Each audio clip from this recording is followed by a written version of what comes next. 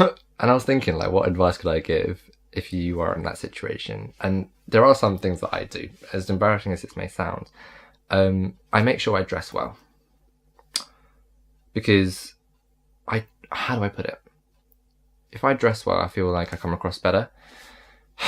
And I know I shouldn't overcompensate for anything, because I'm not. I just try and put the best version of myself across so that they have less to attack me for.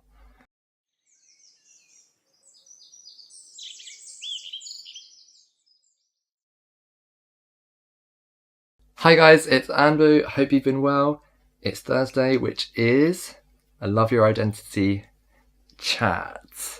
I wanted to talk to you guys about what it's like to be the only person of colour wherever you go. I don't know if you've experienced that.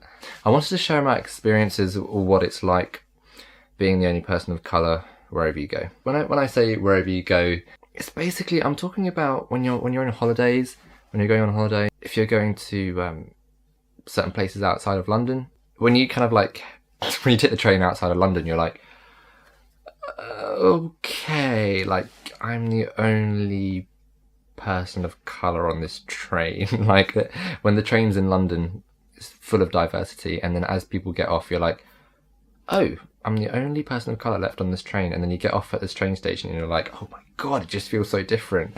I remember going to an open day in Durham, actually, and I was the only person of colour there. I was walking through the streets and I was very aware of the fact that I was the only person of colour. Now, people react to that in different ways. Like, we have our own like internal ways of dealing with that. And I guess you guys might be like, well, what's wrong with that? Like, okay, you're the only person of colour, what's wrong with that?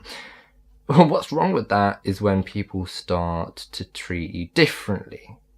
And they make you aware of your skin colour. And it's like 2019 and I'm like, I remember, like, the open day at Durham had finished and I made some new friends and we, like, went to the local cafe.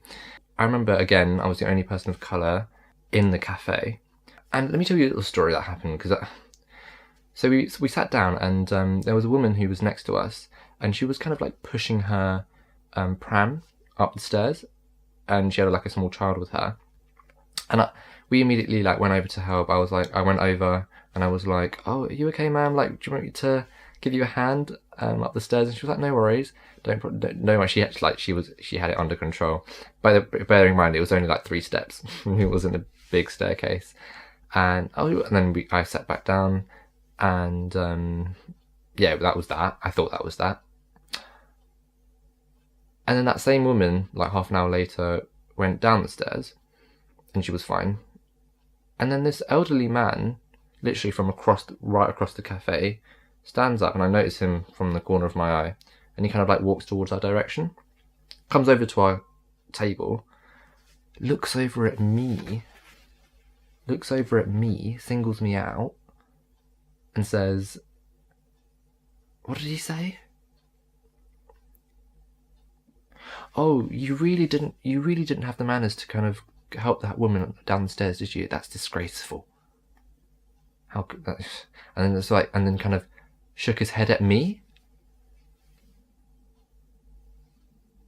And literally everyone was just like, in mid-meal, mid-coffee, just turned around, and we were all kind of gobsmacked.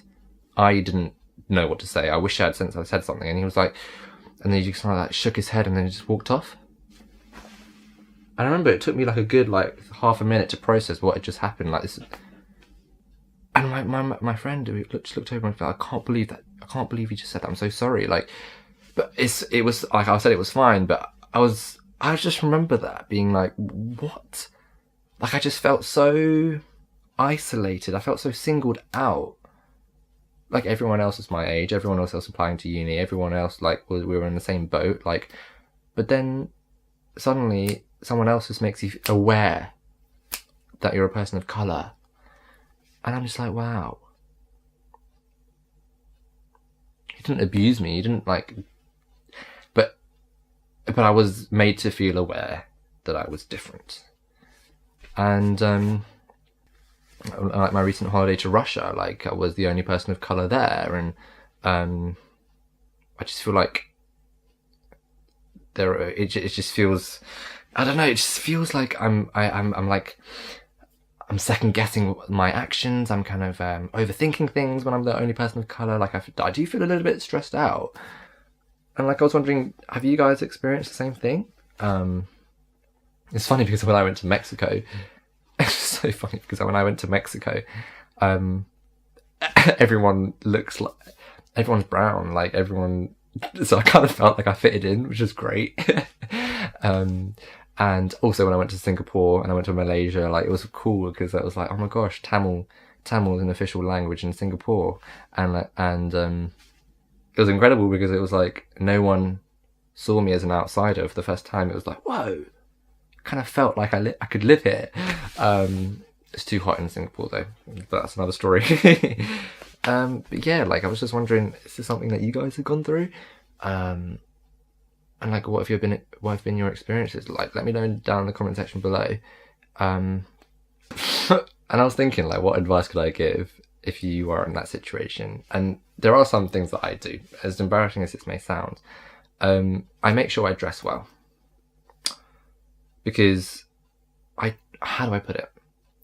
If I dress well, I feel like I come across better. And I know I shouldn't overcompensate for anything, because I'm not. I just try and put the best version of myself across so that they have less to attack me for. That's you know, I don't know if you can relate on that.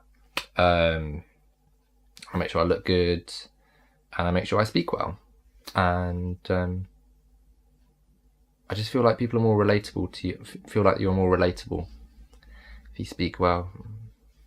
It's just like a coping mechanism that I've developed over the years. But I have to admit, maybe I am overconscious and overthinking things. But hey, that's just I think at the end of the day, you need to love who you are and not try and change who you are in that kind of situation. But also, I think perhaps it is, like, to shed a positive light on it, I think perhaps it is kind of like an older generation thing. When you live in the UK, perhaps the older generation have a different view. Maybe they're a bit backwards. Yeah, like for example, like the students didn't make me feel different. It was kind of like that old guy, right? So yeah, I feel like things are changing. But yeah, there definitely is that kind of like London bubble, or kind of the city bubble, the urban bubble. And as soon as you head to rural areas in England or the UK, it does feel different. But yeah, I'd love to hear your kind of stories and your thoughts on that. Yeah, that's what I want to talk to you guys about today. It's kind of like being the only person of colour in places, and it's been great chatting to you guys. I wanted to leave you with one last message, and that's to love your identity. And I'll see you in the next one. Cheerio!